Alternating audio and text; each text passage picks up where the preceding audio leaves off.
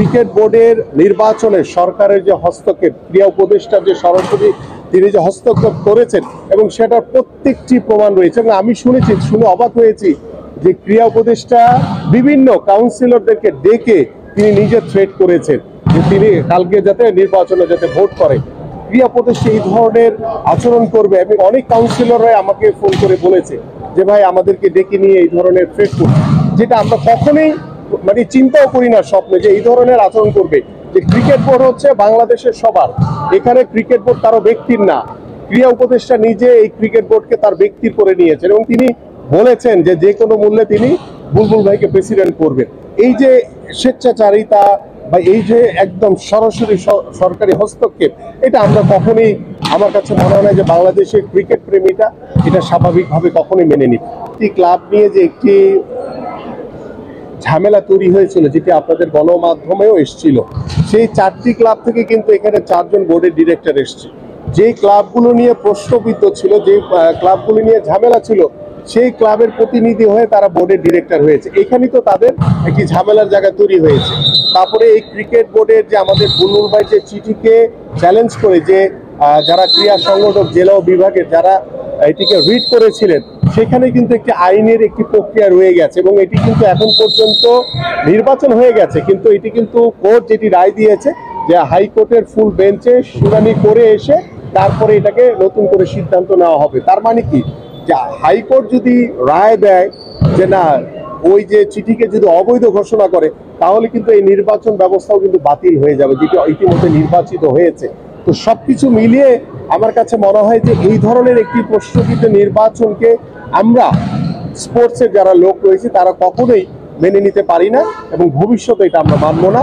Cricket board থেকে councillor করার জন্য জেলা প্রশাসক এবং বিভাগীয় কমিশনারদেরকে চিঠি দেওয়া হয়েছিল।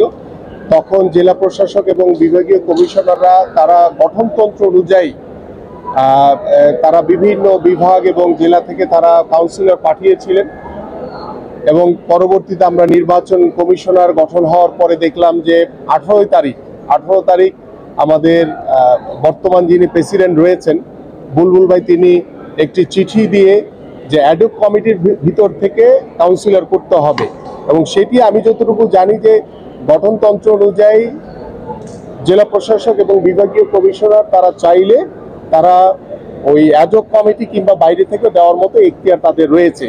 কিন্তু এখানে ক্রিকেট বোর্ড যেহেতু অ্যাডহক কমিটিগুলো আমাদের এনএসসি থেকে নিজের হাতের করা এবং তাদের যারা মনোমতো যারা ওই কমিটিতে আছেন তাদেরকে নিয়েই কিন্তু এই অ্যাডহক কমিটি করা হয়েছে। তো সেইখান থেকে দেওয়ার উদ্দেশ্য হচ্ছে যে প্রথমেই আমরা এই ক্রীড়া উপদেষ্টা এবং এনএসসির যে স্বেচ্ছাচারিতা দেখেছি, যে সরাসরি সরকারের যে হস্তক্ষেপ দেখেছি, সেই দিনই কিন্তু ক্রিকেট বোর্ডের যে নির্বাচন সেটা প্রশ্নবিদ্ধ হয়ে গেছে এবং সেটি নিয়ে এবং বুলবুল ভাইয়ের চিঠিকে নিয়ে কিন্তু আদালত পর্যন্ত গড়িয়েছে এবং সেই আইনের কাছে চলে যেতে হয়েছে আমাদের ক্রিকেট বোর্ডের নির্বাচনকে সামনে রেখে। এই যে একটি বিষয়, এই বিষয়টি আমাদেরকে অত্যন্ত পীড়া দিয়েছে এবং আমার কাছে মনে হয় যে যারা ক্রিকেট প্রেমী রয়েছেন সবাইকেই প্রশ্নবিদ্ধ করেছে এবং সবাইকেই একটি হতাশার জায়গা তৈরি হয়েছে যে বাংলাদেশে ক্রিকেট নিয়ে এই ধরনের স্বেচ্ছাচারিতা, এই ধরনের প্রশ্নবিদ্ধ একটি নির্বাচন এবং এখানে সরাসরি একক কারো হস্তক্ষেপ এবং সরকারের হস্তক্ষেপ যেভাবে আমরা দেখেছি, যেটা আমরা কখনোই আমাদের কাছে কাম্য ছিল না। এবং আপনি যে বিষয়টি বলেছেন যে আমরা 15টি ক্লাব নিয়েও কিন্তু আমরা দেখেছি যে একটি স্বেচ্ছাচারিতার একটি বিষয়, যে তারা চাইলো দুদককে পাঠিয়ে দিল, তারা চাইলো আবার তারা ক্লাবগুলো সাসপেন্ড করে দিল, তারা চাইলো আবার ক্লাবগুলোকে রিড করলো, আবার তারা চাইলো উঠিয়ে দিল। এই যে একটি মানে কি বলে এটাকে সাববেজির মতো যে একটি খেলা, এটি আসলে আমাদেরকে অত্যন্ত পীড়া দিয়েছে। এবং আমার কাছে মনে হয় যে এনএসসি থেকে যে বিষয়টি আপনি বললেন যে আওয়ামী লীগের যে এমপি প্রার্থী ছিল তাকে এনএসসির মতো সরকারি প্রতিষ্ঠান কিভাবে মনোনীত করলো এবং তারা এখন বলছে তারা এটা যাচাই বাছাই করে নাই। এখানেই বোঝা যায় যে এখানে এককভাবে কারো হস্তক্ষেপে এটা নির্ধারিত হয়েছিল এবং এককভাবে তার হস্তক্ষেপের কারণে এই বিষয়টি নিয়ে কেউ হয়তো বা তখন কথা বলেনি। যখন এটি গণমাধ্যমে এসছে তখন গিয়ে তাদের টনক নড়েছে, এখন তারা বলছে যে তারা বিষয়টি অবগত ছিল না।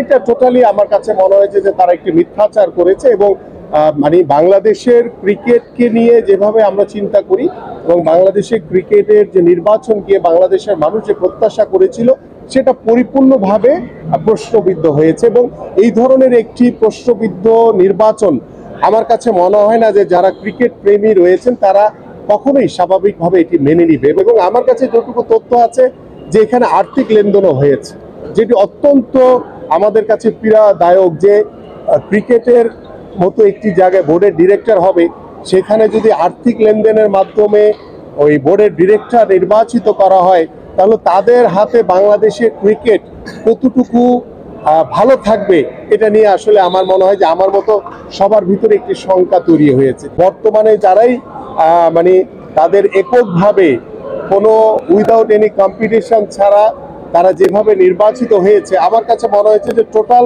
নির্বাচন ব্যবস্থাপনা এবং বাংলাদেশের ক্রিকেটের যে নির্বাচনকে কেন্দ্র করে যে প্রশ্নবিদ্ধ যে জায়গাটি তৈরি হয়েছে, আমার কাছে মনে হয় যে এটা বাংলাদেশের ক্রিকেট প্রেমীরা বা বাংলাদেশের যারা ক্রীড়া সংগঠন সেটা কখনোই আমার কাছে মনে হয় না যে এই নির্বাচনকে স্বাভাবিকভাবে মেনে নেবে।